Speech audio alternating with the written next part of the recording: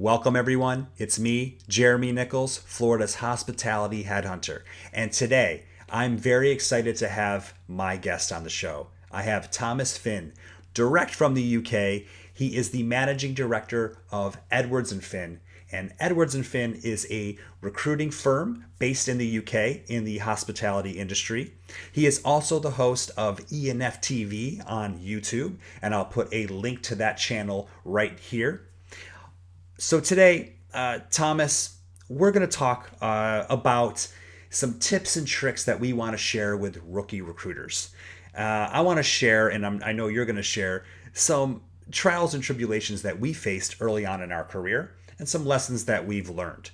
I also want to touch upon some tips and tricks and just some advice we want to give to candidates who are in the market right now and want to hear what recruiters like ourselves are looking for and how to differentiate themselves. So, with that said, I'm going to ask you the most common question that recruiters ask in the interview. So, here we go. Thomas, can you tell me a little bit about yourself? Sure. Okay. Thanks very much for having me. First off, it was great to obviously have you on my show. So now to be featuring on yours, which is a lot more punchier and a lot more in your face than mine is. Mine seems so reserved. But no, I'm very happy to be here, and thank you for having me. I suppose first off, for anybody that doesn't know who I am or what I do, I am the managing director of Edwards and Finn, which is it is a hospitality recruitment firm, but we specialize in revenue management and wider commercial analytics. So it's a very niche area of hospitality that we focus on. But that being said, it's also within this sort of wider travel and tourism industry. So we also deal with cruise line, trains, car rental, you name it. If it's got a fluctuation within the pricing element and the strategy behind it, there'll probably be somebody within that has some sort of decision-making operation within that. Therefore, revenue management, whether that comes in various different terminologies. I also am the host of ENF TV, which is I suppose, again, a hospitality podcast sort of video show that's online. So we have a YouTube channel, and we also sort of air these on LinkedIn as well. So that features every Tuesday. We have a commercial leader on the show. We talk about their background, how they got to where they are, but also sort of their views on various different topics and discussion points. And then every Friday, something that I'm incredibly proud of, and something that I maybe will be coming on to, but is every Friday we actually have a candidate that's on the market right now, and they are able to have that platform to say who they are, what their experience is, what they've had exposure to, what their experience has been like on the market, and what advice they would give to other people.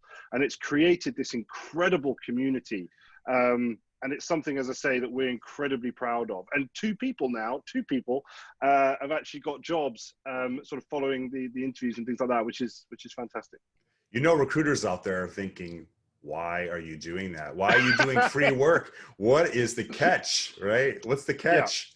yeah. What's the catch? What's the catch, Thomas? Come on. There's believe it or not, for a recruiter to say this, there's no catch. All right. If anything, not a lot of people know this, and it's not something I say to everybody, but it costs the business to create the episode, but we don't charge anything. We don't talk to anybody about, hey, can we have some sort of contribution? It's all just a way to get people out there. Now, of course, the sort of for any recruiter out there that's watching this, the reward back, or the value added there for the business, is of course engagement with our community. The engagement went through the roof, absolutely through the roof. Every commercial leader that I'd ever worked with, I was getting messages saying this is a fantastic initiative. We were getting contacts from people that we'd never worked with before. We were getting shares and all this sort of stuff. So there was no monetary value there, because of course we're sort of telling employers to contact these people directly. There was nothing in there for us, but the engagement side of things has been huge. And I'm with you 100%. I support what you're doing. I'm a big fan of that. And I don't do the same thing, but it's something similar. So like at the beginning of the pandemic, I put it out there and it went pretty, I don't want to say viral, that's a kind of a loose word, but it was shared like all over the place back in like Yeah. March or April. I said, hey, if you're an hourly worker and you are displaced in hospitality, send me your resume. I don't place hourly talent. I don't place servers, No. bartenders, front office, housekeeping. I don't. But what I can do is when I get your resumes and when jobs do come back, I will give your resumes to those general managers. Yes. And I got like inundated with tons of hourly talent that I don't work. I just don't.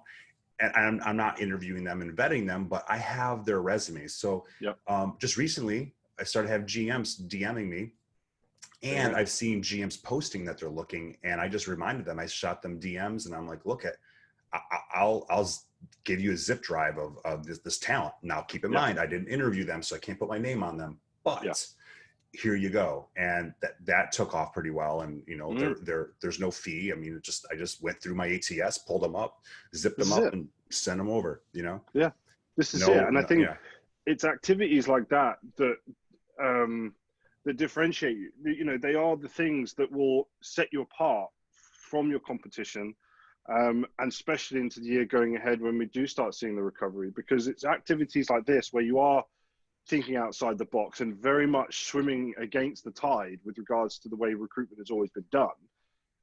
But I think that's needed. I think there's a necessity there of nobody, we've said this before on my show, but nobody likes talking to recruiters. You talk to them when you need to. I think you said something like, they're like lawyers. We're like lawyers, right? Exactly. They only talk to us when they need us, right? Like, well, this is it. Yeah. But I've had like, so that the people that I've had the opportunity to speak to during this pandemic, that's the silver lining. There are people that I've been on the phone with, I don't want to name drop, but I can't believe that I even got phone calls with them, right? They would have never picked up the phone for me in 2019.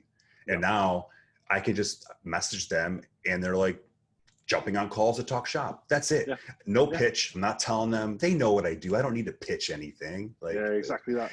They know what I do. So it's just good to have that opportunity to build a relationship and get awesome intel. I'm talking to COOs, CEOs, presidents that are giving me intel on what they're thinking.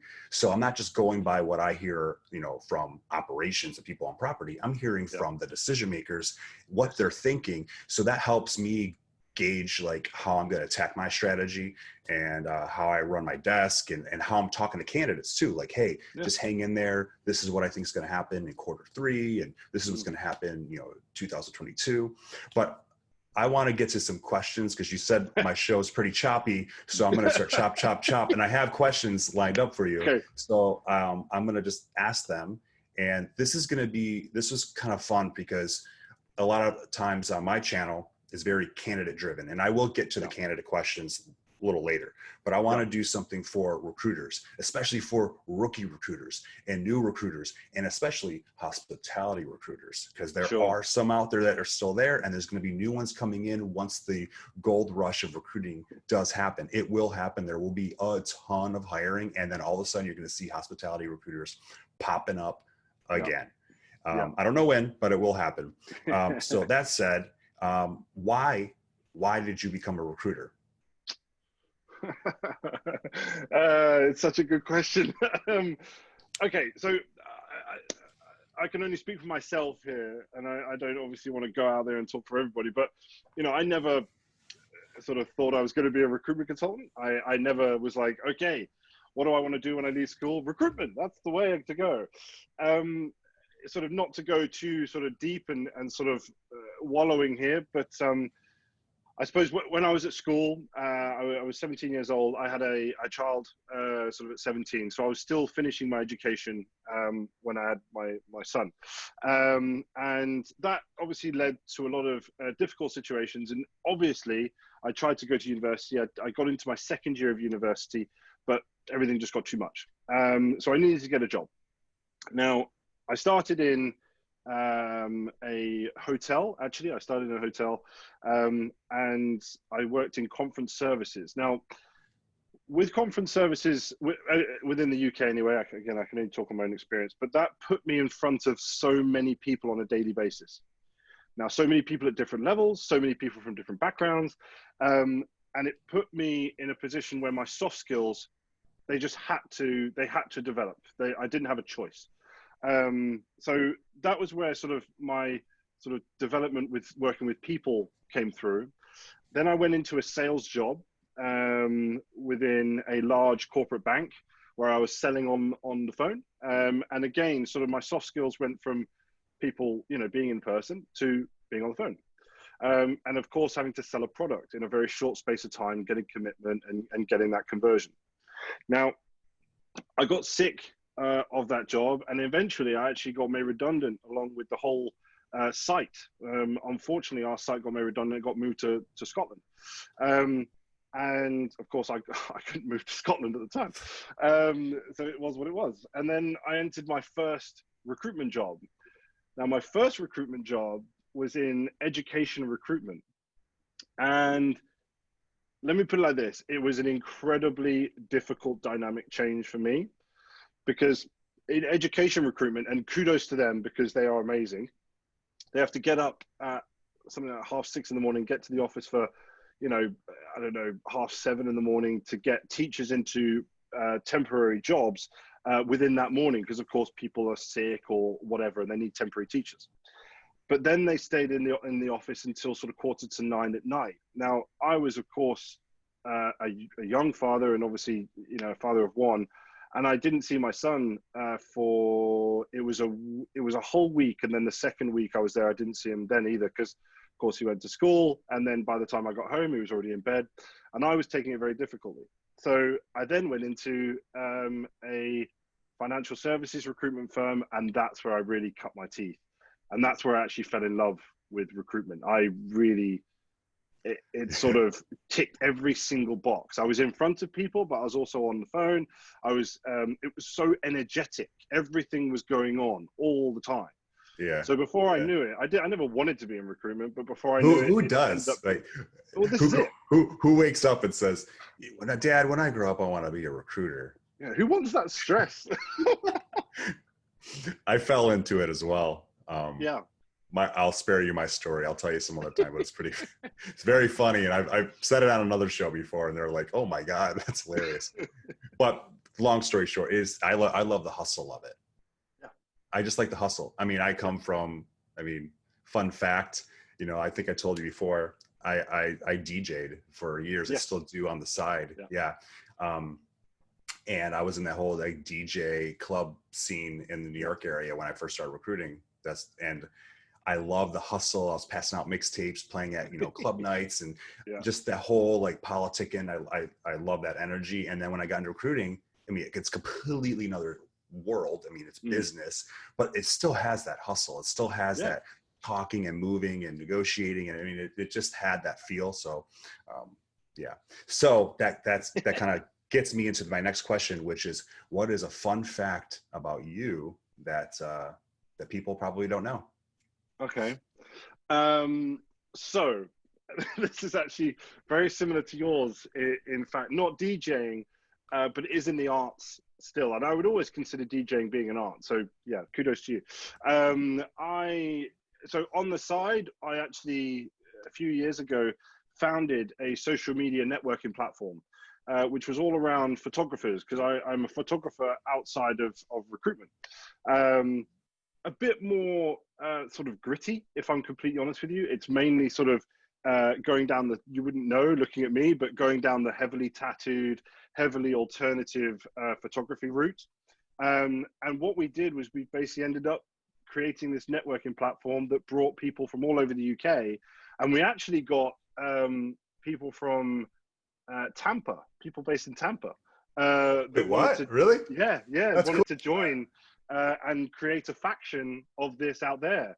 And I can't believe I'm saying this on this show, but it is called Asylum Collective. So it's basically a collective of alternative individuals that were photographers, videographers, models. I bet you I know a lot of them. Oh yeah, you reckon?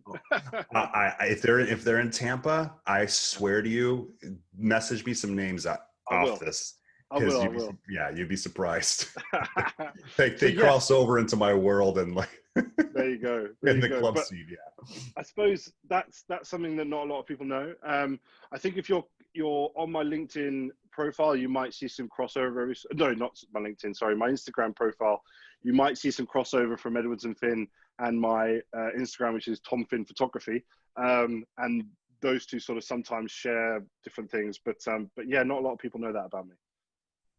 I have my little Banksy picture right here. Yes, I saw it when we spoke originally. So yeah.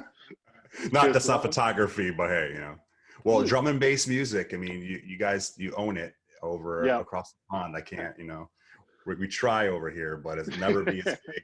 Well, I was going to say the culture just isn't quite there, I don't think. But I imagine it will be developing if you've got anything to do with it. Drum and bass and jungle. It's always been like, it's like the punk rock of dance music over here.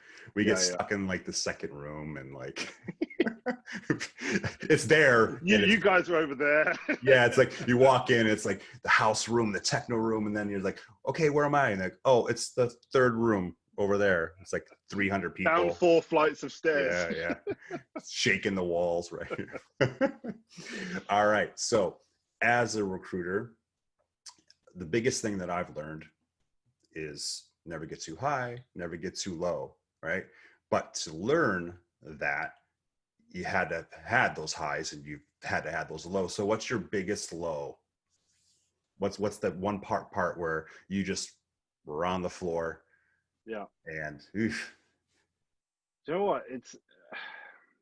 It's actually something that was more recent. Actually, it was last year. So usually with sort of stuff like this or questions like this, it's usually sort of, oh, I messed up with a client and they hate me and all this sort of stuff. And we've all been there. We've annoyed somebody or called too many times and we've been blacklisted or something. It's happened to one of us at some point. But mine is actually something slightly different. It was after I started my own business, and it was one of these things where things were being said about the business that I took incredibly personally, and it wasn't by clients or anybody else. It was just another entity out there in the sort of hospitality world, and I took it incredibly personally. And the people around me, in terms of the professionals and the leaders in our industry, they really did sort of what do they call it? They rallied. They rallied around me, and they sort of said, "Look, it's fine." But there's a particular, I can still see it. But there's a particular day when I had a conference, literally the next day. I had a conference the next day. And was one leader first off contacted me and said, "Look, I just wanted to let you know that I'd heard something and I know it's not true, but I wanted you to know because I don't feel comfortable with something being said about you and I know you so well."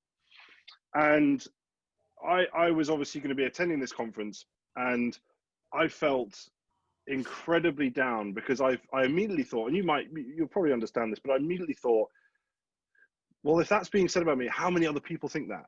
And am I going to walk into this room and feel utterly stupid because all these people will be thinking a certain thing about me? And I took it incredibly personally. And I felt very low. And a mentor of mine that's been instrumental in everything that I've done within the world that I am in now, he very kindly contacted me and calmed me down. And he said, honestly, if you're making this sort of an impact within a couple of months of being in business, you're doing something right. You said you're doing something right. Yeah. If somebody's having to do that, you're doing something right. You're ticking a box there, Tom. So don't take it personally. Right. Take it as a way of you saying you're going to rise above it. You're going to go into that conference and you're going to be as happy as you are usually. And don't get me wrong, after the call, I did feel a little bit better, but I spent the rest of the night thinking, should I go? I don't think I should. If I do, it's going to make me feel stupid. Anyway, I went and I did it and I shook everybody's hand and it was a great day. It ended up being a really, really good day. But that for me, it was like a sledgehammer. It really was. And it hit me out of nowhere. So that was probably my lowest point ever in recruitment. And if that's my lowest point ever in recruitment, I think I've done all right. So yeah, what's your biggest high? The biggest high. Oh, yeah. Biggest high. Okay, this is going to sound crazy, and in fact, actually, but in recruitment, my biggest high is getting to the end of 2020 and still being here. Oof. Okay. And All right, I got you. The reason I say that is because, you know, I started, not a lot of people actually know that. They think that the business has been going a lot longer than it has. It's been going for 2 years next March. So it's still young. And to get through the first year and make a profit was brilliant. It was a big sort of thumbs up to what we were all about. But then, of course, when I started a business just under 2 years ago in hospitality, but more specifically in a very niche area of hospitality, I didn't think that we were going to hit the biggest recession we've seen, with hospitality being the biggest hit market. And like everybody, I was sweating. I really was. I was, you know, there was huge anxiety, and nobody would ever know it because, of course, you've got to keep up your appearance. You've got to be saying, yeah, we're out here, we're doing great, and we're doing this, we're doing that. When in fact, I was, you know, it was the lowest point that I've hit so far. But the best, absolute best feeling was when my clients were, and you'll get this as well, you know, I no doubt you've had this, but my clients calling me to say, look, we've got jobs. We're not going to anybody else. We're going to come to you. We're going to call you next week, but can you get these types of people now? Yeah. And honestly, it was the best feeling because I just thought, you have no you don't have to have a commitment to me right now because there's so many people on the market. Yeah. But this happened not once, not twice, not 3 times, but 4 times. We had three exclusive jobs and 1 job that we had against other people, but we still filled it. And then we just got more and more and more. I mean, just 3 weeks ago, we filled another 2 jobs, and we just got another 2 jobs in yesterday morning. So that to me, I know it sounds like a very long-winded high point, but I can't stress it enough. To get through this year and not only survive, but in a lot of ways thrive. I tell you, I can't believe I'm saying this. Last month, I was in, when we got these 2 jobs filled, I'm not kidding. Before I would have danced around the kitchen, and this time I've got a sofa just to the side of me, and I shed a tear. I honestly did, because I thought we needed this, and thank God it's not over because we're doing such a great job. And so, yeah, that's me being completely honest and transparent. And I wasn't going to say that either. No, God damn it. I have to agree. Now that you put it in that point, I was looking too far back, but I've been really very blessed for 2020. So I don't take any of that for granted. So that's definitely a great point. You know, clients, when we call them, if you're doing business development as a recruiter, a young rookie out there, you'll be doing it as well. You have to have your 60-second, 30-second sales pitch, because they're always going to ask you, why should we go with you? Or what makes you different from the other recruiters? Or what differentiates you, right? And you have to be ready for that. Yeah. So what is it? Thomas, what makes you different? What differentiates you? Why should we go with you? Okay, so I'm going to go at it from a much more of an experienced recruiter rather than the sort of up and coming rookies out there that are trying to, you know, get that 60-second pitch in. Because I think we both know now we don't need that pitch. We speak for ourselves. Our performance and our reputation and our credibility speaks for itself. But okay. So do the rookie one. Can you do the rookie one? All right, let's go. Let's do it. Okay.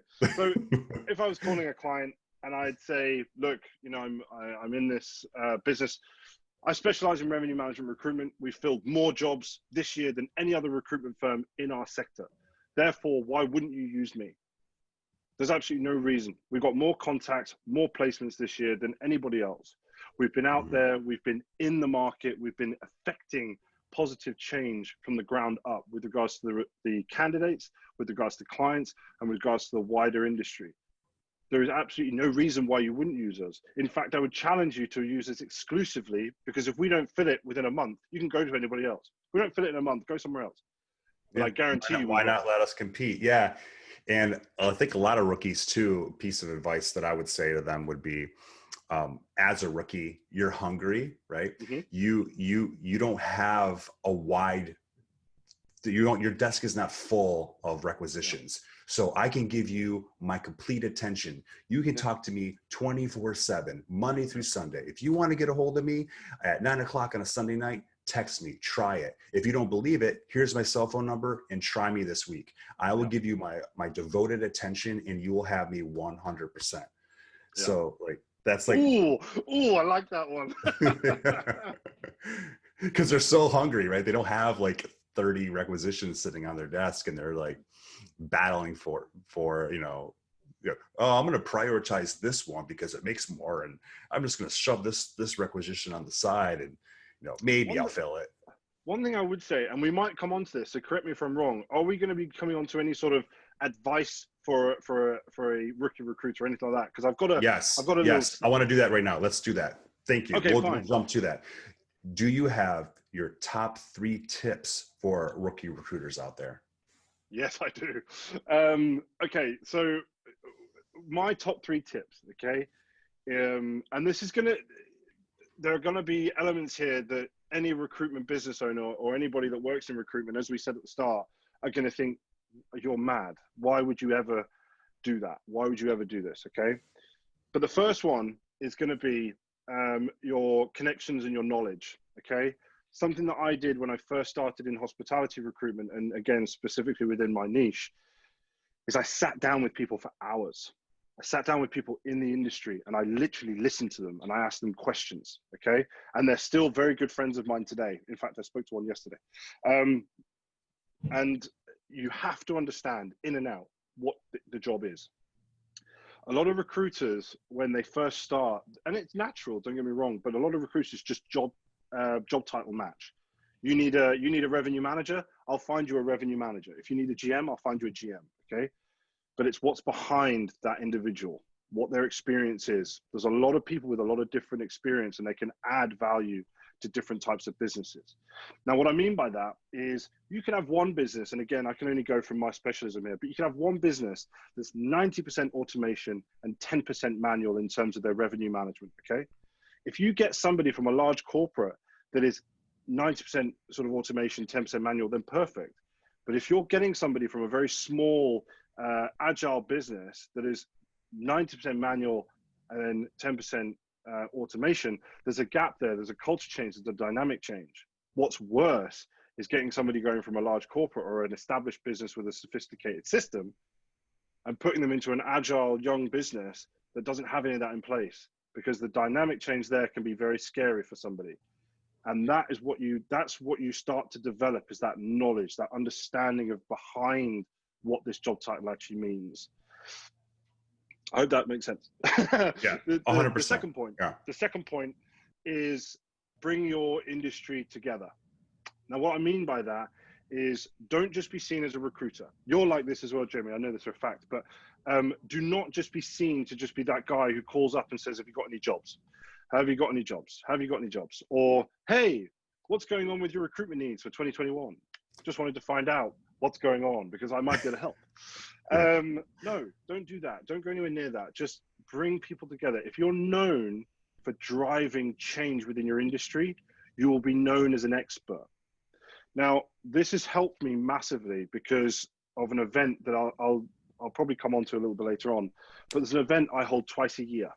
And this event has become a calendar staple for all of my clients, okay? We've got nearly 30 leaders in the UK and wider Europe coming on the 3rd of February. Now that, no other recruiter has got that much clout in my sector. So if I'm doing that, all my clients don't even need to get a call from me during the pandemic saying, hey, have you got any jobs? Or don't forget me if you are recruiting. And you're the same, I know this. It's one of these things where you get to a point where you're that guy that they come to. You're no longer the guy that has to call them. They got a job, they contact you. And that's the beautiful switch. And don't get me wrong, it doesn't mean to say there's no business development, because there always is, but you get that switch in your career where you're that guy that they want to come to. and you feel it. My email drips are, your typical, like, hey, I mean, they're not too salesy, but like it's marketing. But my phone calls, never. I do not pitch. They know what I do. It's not a secret. Like, if you're talking to a guy who works on AC and you're on the phone with him, and if you have a question about your AC, you're going to ask him. But if you don't have a problem with your AC and you're talking to somebody who works on AC units, you just talk. They don't want to hear about how you can fix their AC unit. I know that's a weird analogy, but like, no, get it. Know what I do. So if they have a problem with recruiting and they're on the phone with me, they're gonna ask me. So I just use my phone calls to talk shop, and then just be intel for them, like you're saying, and like that's what I'm providing. It's like, do you know that people call us when they're scared? They're mad, they want to leave. Do you know how much I know that is going on the market? Now, I won't tell you who and what company, but I will tell you what I'm hearing and what kind of trends and what to watch out for. And I will tell you ROPs and what people are making and the salaries and what they're negotiating. I know all this stuff because they're telling me. Like, you don't know this stuff. You can't possibly know this. No, I do. What people I'll tell you. what people forget is, if you're good at what you do in recruitment and you've got your market on lock, okay, and you've got the clients that trust you and everything else, you are the most well-connected person in that market by far. Now, obviously, all these senior people will know each other. They'll all talk to each other and all the rest of it on occasion. But as you say, we're the ones who are in between everybody. We're the ones that are connecting everybody together and hearing about all these different things. And we're the ones that people come to. Because I had the privilege, actually, of I won't name names on here, but I had the privilege of sitting on a team of people with a very large corporate hotel brand, and they were talking about reviewing their whole package. Okay, God knows why a recruiter was in that room, but I was. What they wanted from me, obviously, was to find out what all the other corporates in their segment were paying, what their package was, what their breakdown was, what their bonus structure was, so on and so forth. Okay, who else is going to be able to do that as well as somebody who's connected like we are in our markets? That's what these young, if we call them rookies, coming into this business are going to want to do. Is they've got to scrap this mentality. This is actually my third sort of piece of advice. Scrap the mentality of pure sales. I'm not saying that sales is a dirty word, because it's not. We're salespeople. That's what we do. It's just how you go about it. Okay, we don't want these shiny suit wearing recruiters going at it like a bull in a china shop saying, hey, I've got this, I've got that, and explaining, as you said, this is what I do. We already know what you do. You recruit. We're not stupid. But it's about going in there with the right attitude and there to support, there to provide intel, there to be a confidant, there to be the person. It's this consultative element. But I would go as far to say as a collaborative element. If you want to recruit, I mean, just yesterday, I had a call from a mid-sized hospitality business. I know them very well. I've recruited them for years. And they said, look, we're thinking about recruiting for this, but we're not sure. What do you think? That's a huge question for a commercial director to be asking a recruiter. What do you think? We're not sure. What do you think? Yep. And that's where you want to get to. You don't want to just get that sort of call saying, hi, we've got a job. We've given it to 3 different agencies. You're one of them. You're our second call. We're going to call another one. Yeah. You want to be that person that they talk to before they even release the job. Yeah. And they're only ever going to get there if you're that guy that doesn't push, that doesn't hound, but you're there with knowledge, expertise, and you're there to be transparent, be truthful, be honest, just be a human being. Forget this sort of sales robot. I'm going to make the most sales because I'm the best in the business. Yeah, and it comes across so desperate. It's like you just want the job order so bad, and it just oozes desperation, and you're not going to get it. But if you have that confidence to just be transparent and be grounded and knowledgeable about your market, they'll hear that. Yeah. So I mean, and show genuine interest. Show genuine interest in that business. genuine interest, and they'll respond to it. Yeah. All right. Another question for the rookies. I'm going to ask this, but I'll give you my answer first because you're probably going to be like, I'm going to show my cards, right? So, okay. And this change. So recruiters out there, this changes, month to month, sometimes once a year. We all have our little techie like weapons that we use to find people. So I'm going to ask Thomas, what's one of his secret weapons? What kind of app does he use, or what kind of tool does he use to find people? I'll show my cards because I don't want to think I'm just trying to take. Yep. So Yeah. I use a really strong ATS. I'm moving over to Loxo very soon. Right. But I use GetRex right now, which is a automated, instead of an email drip, it does LinkedIn drips. Right. So for me, that works great if you're doing business development, because you can just go on like Sales Navigator, find the people that you want to talk to, and then you can build up a nice campaign.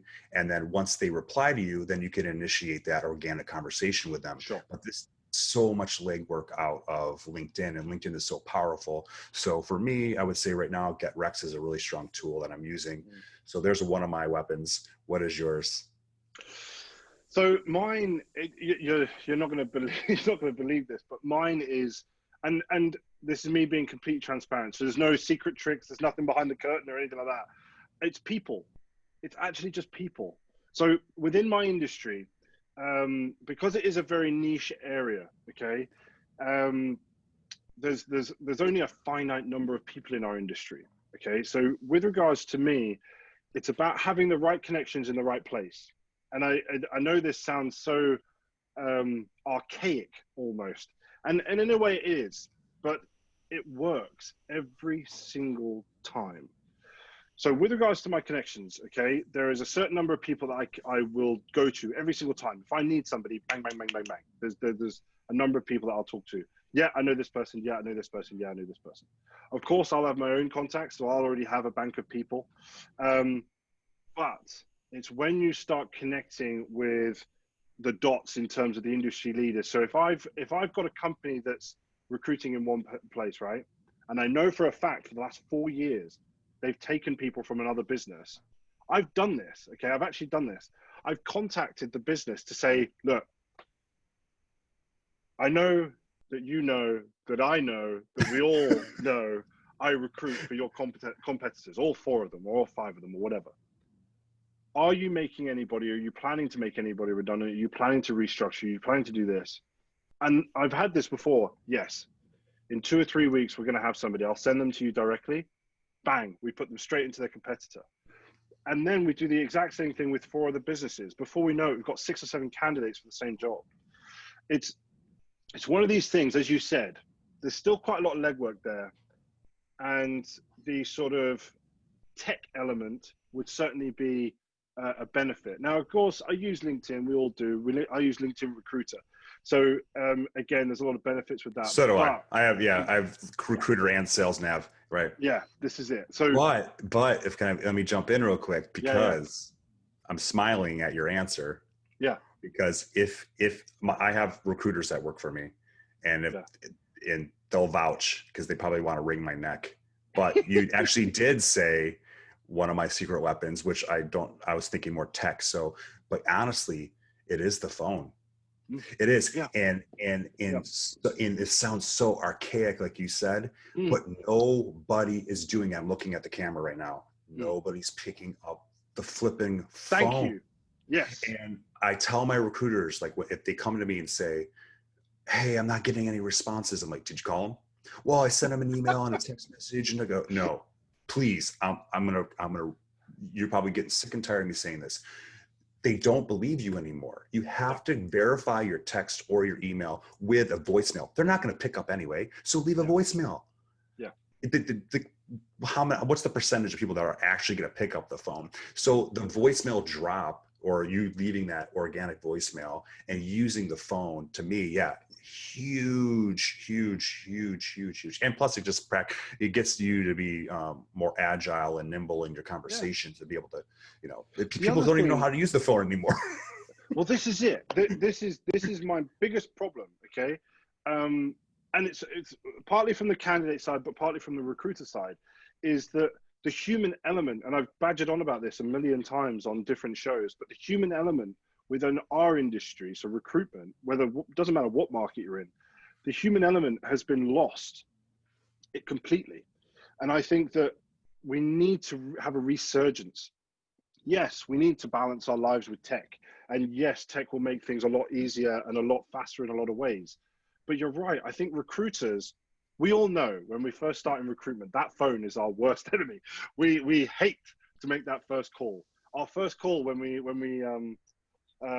do it in practice with our directors or whatever, and you have to do the mock phone calls. It's horrible. God. Nobody likes God, it. it's awful. It's worse than a real phone call. Yeah, hi, it's Tom here from blah, blah, blah recruitment. I just wanted to find out if you have any jobs. And then your director goes, no, that's not how you do it. What makes you different? What makes you differentiate? Say stutter, stutter, stutter, stutter, stutter. Yeah, sweating, sweat's coming sweating, down armpit sweat. Yeah. But Been there. I still hate those. Yeah, but we have to do the fake ones. Yeah. The recruiters that don't learn on the phone are missing a huge fundamental trick. Because on the phone, you then get your human element, your personality, your character. You have a conversation. A text message or an email will only ever go so far because it's always going to be a formula. It's, hi, hope you're well, all things considered. Wanted to find out if you'd got any recruitment opportunities coming over the next 6 months because of this, that, and the other. Would love to catch up with you. Please do give me a call whenever you like. It's just this formula. And as soon as you have a conversation, you say, hey, how you doing? Yeah, I'm okay. It's been a pretty stressful week. Why? What's happened? What's happened? And then you start hearing about all this different stuff, and then they go off on a tangent. Before you know it, you're having a conversation. It's not a transaction, it's a conversation. Yeah. And I think that's what's lost a lot of the time, I think. So yeah, that's what I'd say is my secret trick is actually going all the way back to you should have a like a avatar instead of a gun on your holster. It's going to be like a phone, like twirling the phone. You ever seen like, come on recruiters, pick up the phone. I always loved the movie Hook with Robin Williams. Yeah, I saw that. Where they're standing in the hallway, right? And it's just before he leaves the business to go and see, oh God, I love this film, but it's just before he leaves the business to go see his son's baseball game. And they do that thing with the phone. It's in a holster and they're both at either ends of the corridor. I forgot about that. Yeah. All I remember is Rufio. I'm going to go watch that. I'm going to steal that. Like, do it. That's awesome. Put it in this. Yeah, I swear. Yeah, that's awesome. Okay, so rookie recruiters out there, you are 100% going to hear this question when you're talking to potential clients and you're doing business development. And they're going to ask you, or they're going to tell you, I have an internal recruiter. We have recruiting. We're handling it on our own. And then what are you going to do? Oh, okay, thank you. If you have any needs in the future, let us know or keep my information. No. You need to be able to rebuttal that, and you need to be able to flip that comment right there. So Thomas, when clients tell you, I have an internal recruiter, what do you say? What differentiates external third party from internal recruiters? Yeah, again, I've had this, and one of my I actually have an example of where an internal recruiter, as good as they are, I'm not putting down any internal recruiters because that's not what I'm about. But there is a knowledge and expertise gap. Okay, there's urgency gap. So when you're an internal recruiter, there's an urgency where if you're an external recruiter, your urgency is always on point. You're always looking to get that thing filled. But from my perspective anyway, when I'm talking to somebody that's got an internal recruiter, I would always say I completely get that. Of course you do, because cost-wise, it makes a lot of sense. There's no doubt about that. But are they going to be able to generate the same caliber of candidates that I am? I seriously doubt it. Now, what I would say, I would always put the question onto them and say, what has the success been over the last 4 jobs you've filled? What's the timescale been from the moment you've advertised to the moment you filled it? What's the process been? Because what they will immediately start doing, and I've had this personally, is they'll start seeing holes. They'll say, oh, well, we because I don't know, a month to fill the last one. Okay, fine. The last 4 jobs I filled within 2 weeks within this specific role. And that's true. I've had this before. The other thing that I've had is the understanding. So the gap between a line manager or a decision maker within that business and the internal recruiter can be huge. What they want and what that recruiter understands they want is a big difference. So what you have to do is play on that. And that's what I do is I say, well, look, let's be honest here. I specialize in this area of recruitment. I specialize in this market. You guys are looking for this individual. I've got 5 of them already. Why don't I send them to you? You let me know your thoughts. Compare them to the ones you've got. If they're not as good as that, give me a call. Leave it in their court. Great stuff. Great stuff. Yeah, I think you challenge them. You immediately challenge them back. You objection handle by putting the onus on them. That's what I would say. And you said something in the beginning. I don't know if you caught it. You said, that's great. Completely understand that. You know, I always encourage it. And I actually talk like it's a positive thing. Before I was a headhunter, I spent 17 years on the corporate side. So I do know what internal recruiters are like. I did it for most of my career until I went into headhunting. And I do know what I say is one of my little weapons that I'll say to the weapon. I'll say, that's fantastic. You know, you should always have an internal recruiter. What is better than somebody who's within the company and understands your culture? I get it. But there are things that an internal recruiter cannot do. And I'm going to tell you one of them right now. When you are going at your competitors, because you're going to want somebody who's from a competitor, you are. If your internal recruiter is calling them, they know that they work from your property. Your chances of having that candidate talk to them are very slim because they're very nervous that their employer is going to know that you're speaking to their internal recruiter. As a candidate, I was nervous when I was when I was an internal recruiter looking for another recruiter job before I went to go headhunting. I didn't want my boss to know. I reported directly to the president. Why would I want him to know? So I was very cautious because I didn't know if he was setting it up. You know, you just think all these things as a candidate. As a headhunter, everybody talks to us. Everybody. And then I'll encourage you, go look at my profile, see how involved I am. Look at my network, see how entrenched I am in the industry. They talk to me. The chances then of all those great candidates, especially ones that are employed, not the ones on the job boards, the ones that are employed, the chances of them talking to your internal recruiter, if they call and they see your corporate number on the line, it's not high. And they always go, never thought about that. Never thought about that. It's true. That's actually such a good point. And to be fair, you've got that insight from being that internal recruiter. And that's actually such a great point. And I never would have thought about that. There is this anxiety when one competitor goes after another. And we hear it as recruiters. We'll get sort of a director of whatever saying, look, they've taken 5 of our guys just this month. We're hugely annoyed about it. And we do hear about it, but there is a huge anxiety there of, yes, from the candidate point of view, should I be talking to these guys? Is this going to come back on me? And on the business themselves, are they going to start getting phone calls from the other business saying, hey, what the hell are you doing? And it's one of these things where we mitigate that risk and we mitigate that anxiety just by being there, just by being that go-between. We connect both sides, but nobody's responsible.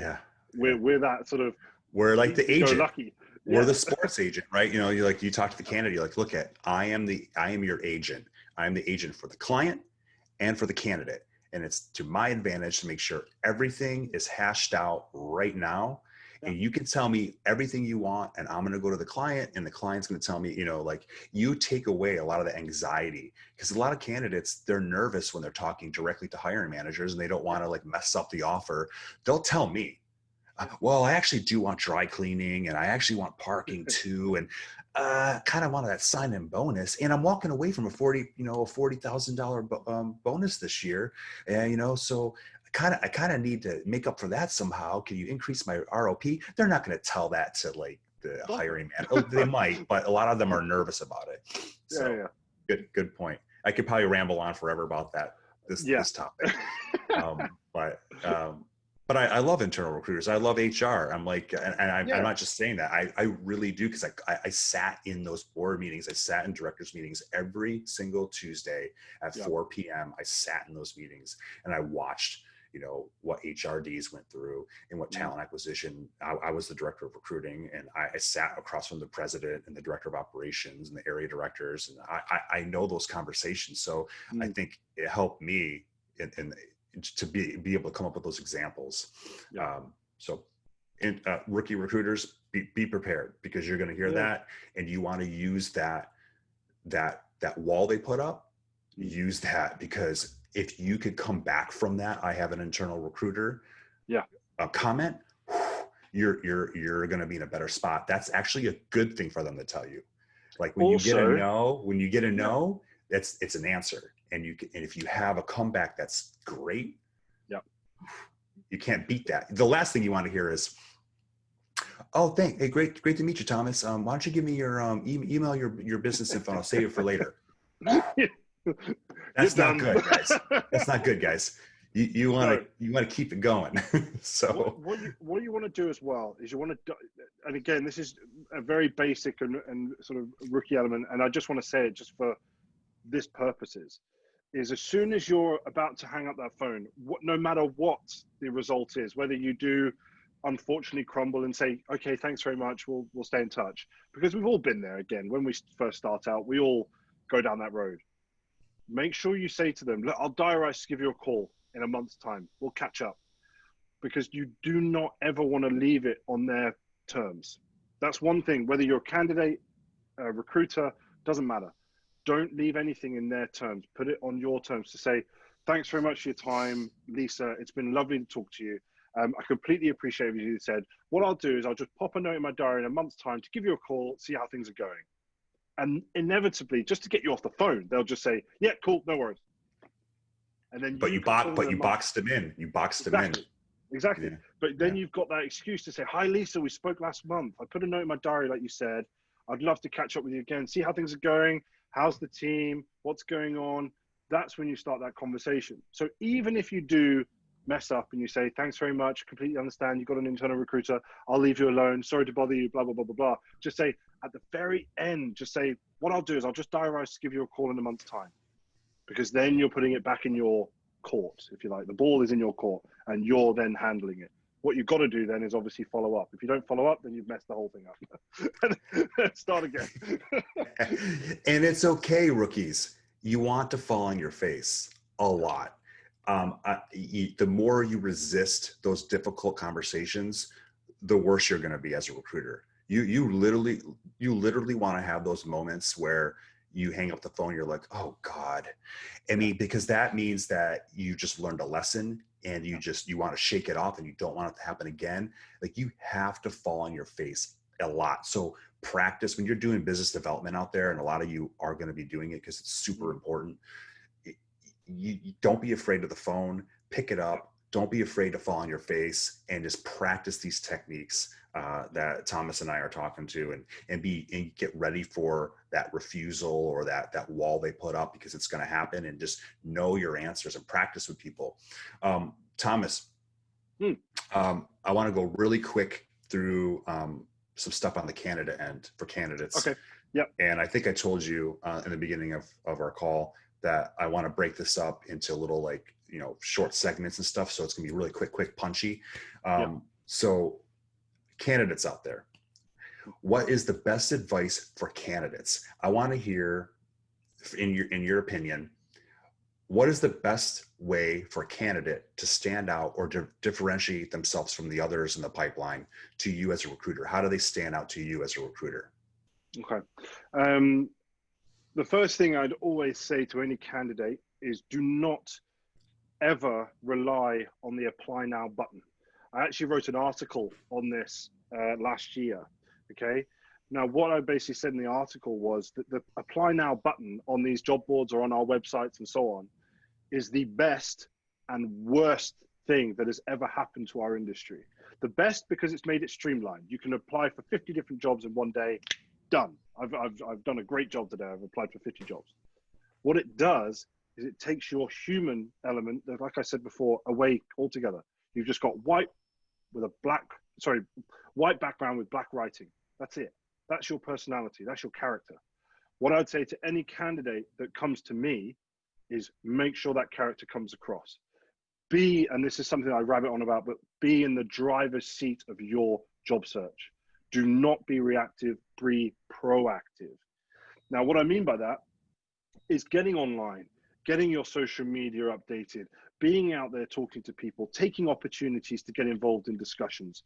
Do not be that silent person in the background saying, oh, I'd really like this job because I think it would be really good and great for my skill set, but I'll wait for them to come back to me. No, apply for that job, call the company. It's the exact same thing as a recruiter. Do not be afraid of that phone. Apply for the job with Marriott and then call their office. Find the person that's on the bottom of their job ads that says, this person's dealing with it, or if you're interested, contact this person. Find them on LinkedIn, contact them. That's it. Sealed with a kiss. Yeah. I say that constantly. Every time. I mean, looking for a job is a full-time job. Yep. And making sure that your messages are personalized, making sure you're organized, make sure you have a spreadsheet tracking every single job you apply to, so when they do call, you know who you applied to. Yes. There's nothing worse than that. There's nothing worse than a candidate saying, gosh, which job was it? Because you're immediately then disorganized. You have no idea what jobs you're looking for, and you also look like that person that's just applied for everything going.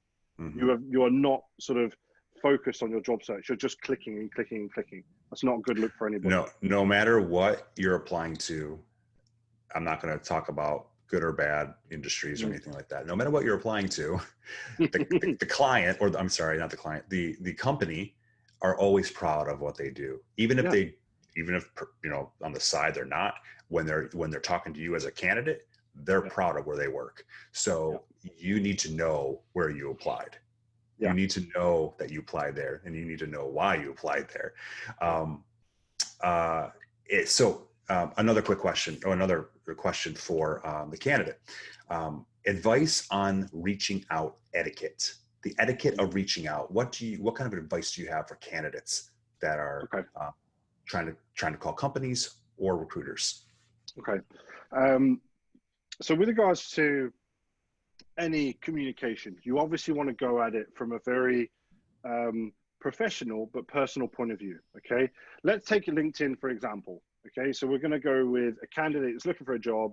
Let's say they've seen a job advertised and they've seen somebody's picture, says their name, they're the ones that have posted this advert.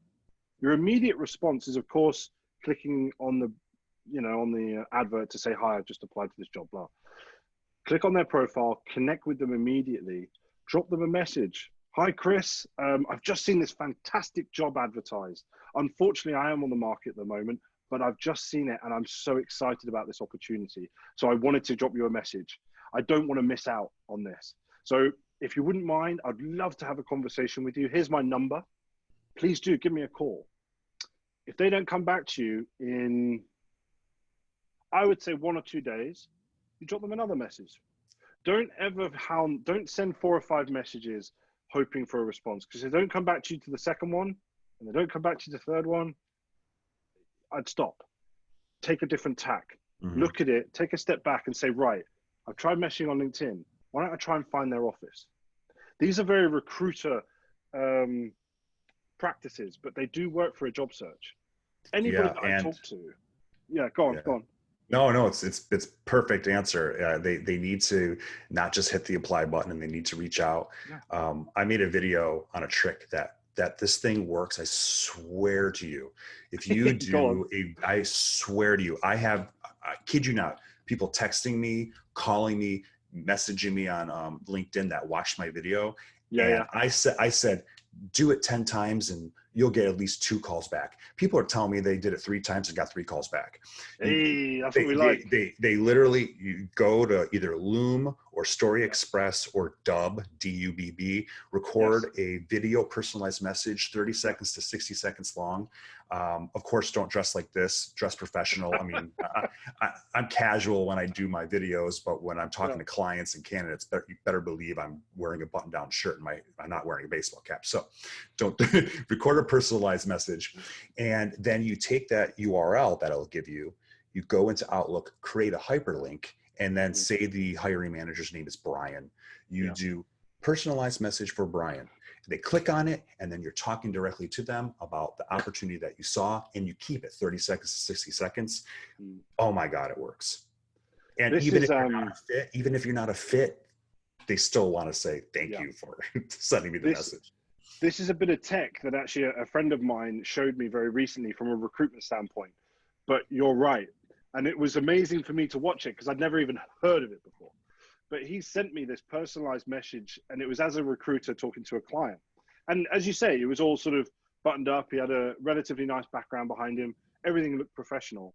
And it was just a really nice personalized message rather than just a load of writing in a LinkedIn message or in an email. And I thought it was brilliant. So no, I completely agree with that. I think, and that's where tech can come in as a human element, because the tech is actually allowing you to be more human with your approach. The one thing I would say to your questions about the candidate side of things, and I want to look at the camera now and say to any candidate that is watching this, I would challenge you, okay? This is a challenge for any candidate out there.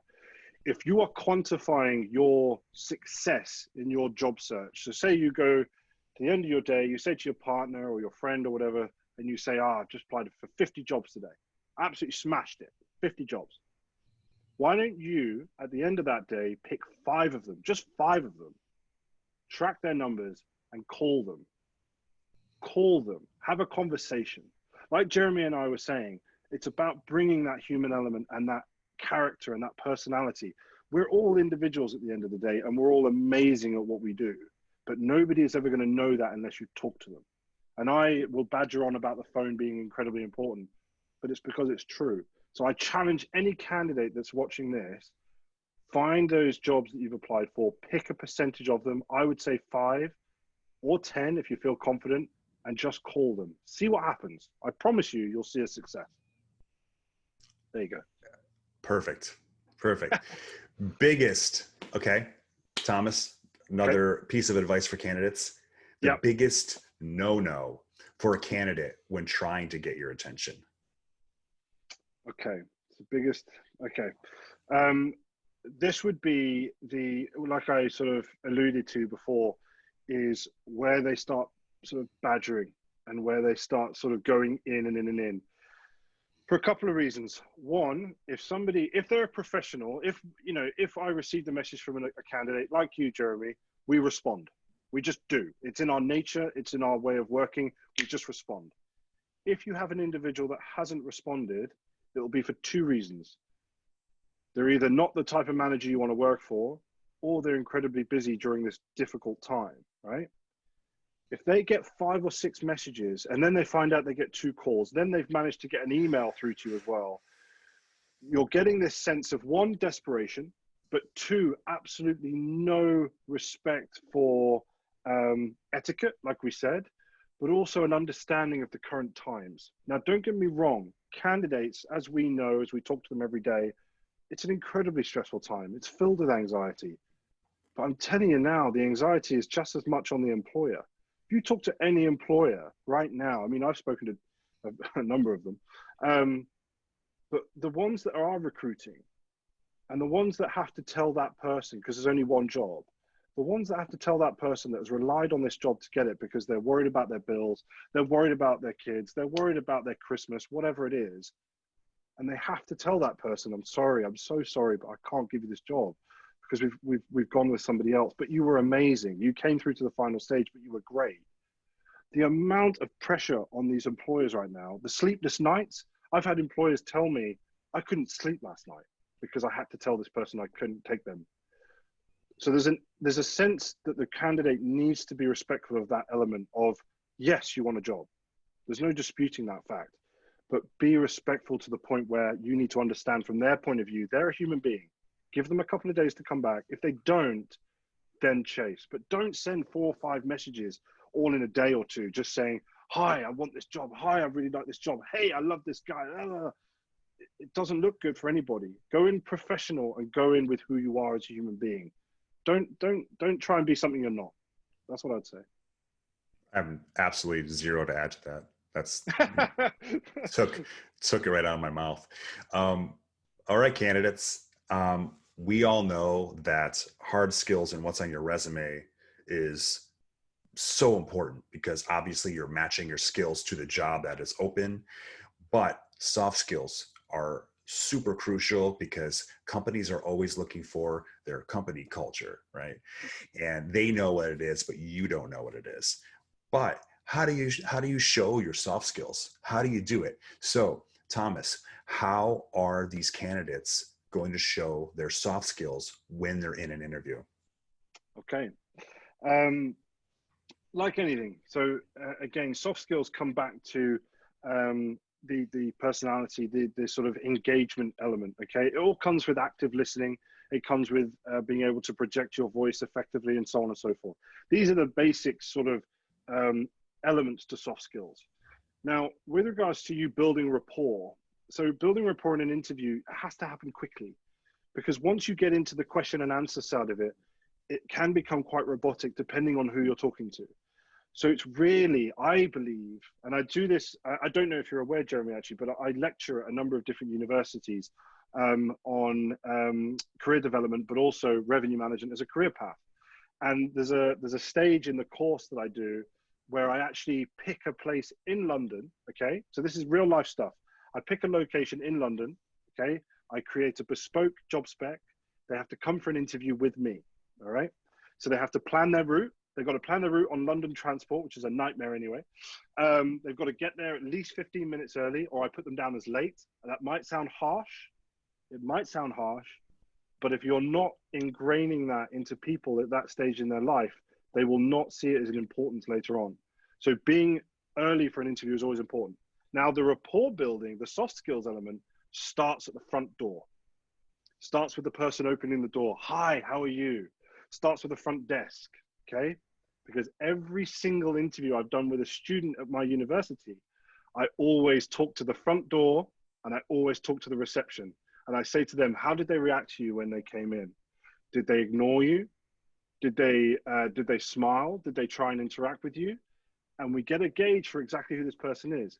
I guarantee you, any director of a business, if he's got a secretary, if he's got a PA, they've got a front desk clerk, they will be saying to them, how did they react with you? Was it different to how they reacted with me? Hey, everybody, I was a director and I always asked my receptionist. There you go. Always. There you go. So always. Your rapport, your soft skills start at the front door. They do not start with the hiring manager in that room. And they also carry on from the walk, from that lobby or whatever it is, all the way through to the interview room. If you have a silent walk, 20 seconds, 30 seconds, a minute, that's a hell of a long silence. So if you start with, hi, how's your day going? How's your day been? And if that person says, I don't know, something along the lines of, oh, I've interviewed 5 people today. It's been a long one, but it's been good. We've met some great people. 1, you've got some intel there to see how many people they've interviewed. And 2, you're asking about them. You're showing interest. So what I'd say to you is, within the interview, don't see rapport building when that interview starts, when you're sat down. It starts before you even get into that building. It starts at the front door, goes through to the front desk. It goes through to the general manager or the operational manager that you're going to be talking to. And it goes into the interview when you're with the other people. So what I'd say to you is soft skills are so important. There's so many different elements to it. I don't want to have a, oh yeah, we can have a whole conversation on this. Really, I mean, we should make a whole other show on soft skills. Yeah, but because it's important. But just for any candidates out there, please don't see soft skills only being within the interview room. See them starting at the very front desk, because I guarantee you, the director will be talking to that person at the end of it to say how they reacted to them. So that would be my advice. That's brilliant advice. I have to say, I can confirm it. I saw it. My receptionist would actually sometimes, because she got so used to me asking her, sometimes I'd be at my desk and she would just run over like, oh my God, you have no idea what this person's doing out there. Like, and I'm like, oh, why are you telling me this now? Like, it's already setting like precedent in my head. I would also add that there's some certain soft skills that you can't showcase in an interview. Like I'd say like being a team player, or, I mean, you can't really show, you can show having pride in your work, but like the team, like things like team player, for example, or being a hands-on leader, you know that they all want this. So you have to, in your mind before the interview, before any interviews, period, just know some examples. So when you hear the opportunity in the interview, you can talk about that thing that you did and give the example, so they hear that you're a hands-on leader, or they hear that you're very strong in administrative duties, or you're a multitasker. You have to have those examples ready on your docket. Completely. I think it's one of these things that candidates have so much to think about in that interview space, and they're already filled with so much stress. And I think once you've got those examples in the back of your mind, as soon as that question comes in, just tap into that. You just tap into it, and that's where you flow, and that's where your personality comes through. But don't give yourself more headaches than you need to in an interview, because it's already stressful enough. This has been a lot of fun. We've gone way past the time. Oh no! No, completely. no, not your fault. It's not your fault. It's both of our faults, because we like to talk. No, I just want to leave the conversation saying thank you so much for jumping on and gabbing with me. And I really look forward to, showing this to not only recruiters out there and rookie recruiters, but also candidates. I think there's a lot of value in here. And I just want to say also, thank you for all you're doing. It's so cool that we were able to meet during this pandemic, and I'm glad to now consider you a friend. And same here. I appreciate that. Yeah, no, definitely. If I'm ever out there, I'll definitely sort of give you a call. But no, again, thank you so much for having me, and it's a real pleasure to be talking about this sort of stuff, because again, I know how like-minded we are in the way that we do things and our passion for what we do. So I want to say a massive thank you to you, and thank you to you for everything you've done, because seeing your videos and seeing them on a weekly basis, and they are very different to mine, but they're so informative and so punchy, whereas mine are sort of almost reserved and boring. I don't find them boring. I mean, I'm a recruiter, so I like listening to, your shows. I don't know. I guess they just gravitated towards, it was all the candidates could always asking me, for help. And I thought the channel was the best way to do it, was to kind of be able to answer the questions for them. And then if they have questions after watching a video, then I'm able to dig in deeper. So when someone messages me, I'll say, here's my link. If you have questions after watching this video, I'll do a deeper dive with you. Yeah, this is it. It's just a way of us connecting with the people that we're working with. And I think it's so important now more than ever. So no, again, I witter on. Thank you so much for having me. And thank you for obviously appearing on my show. And I hope that this isn't the last sort of thing that we do together, because I enjoy it so much. We'll have to do it again, because I bet you I'm going to be on it, like when I'm chopping this up and editing it, I'm going to be like, oh man, we got to do a segment on soft skills, or we got to do one, just chop it up. But I appreciate it. Thank you for coming on. No, thank you very much, mate. I'll be definitely talking to you and seeing you soon.